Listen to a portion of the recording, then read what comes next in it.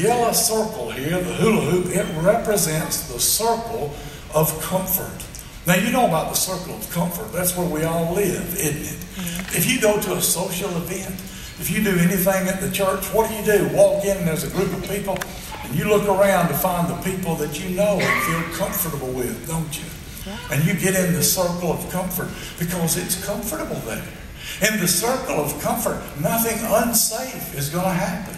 It's a safe place where you can just be there with your friends. Nobody's going to ask you something that you can't answer. It's easy. There's no threat there. Nothing unsafe can happen.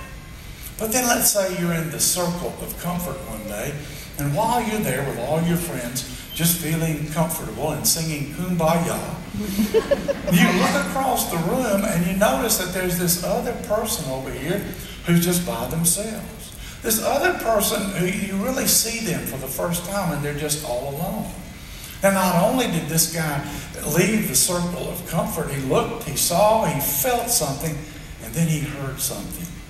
He heard the Holy Spirit speak to him and say something like this: why don't you go over there and why don't you offer the hand of friendship to that person all alone on the other side of the room? And why don't you just talk to them? And so that's what he did. He left the circle of comfort. And by the way, the circle of comfort is yellow because we're chicken. Oh, okay. And he goes over here and he goes to a different circle. It's the zone of the unknown. Now he's left the circle of comfort. Now he's over here in the zone of the unknown. Now, he doesn't know what's going to happen when he goes over there. He doesn't know what the conversation is going to be like. He doesn't know what kind of reaction is going to happen.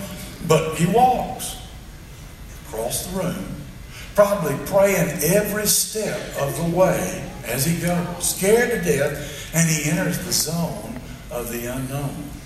You know, the zone of the unknown, it's unknown territory. Maybe you've never been there before.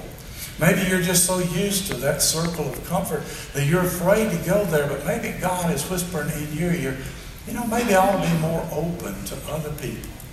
Maybe I ought not just to look for my friends everywhere I go, but maybe God might have a divine appointment for me, and He might lead me to the zone of the unknown. Now let's give Mary Catherine a hand for helping us.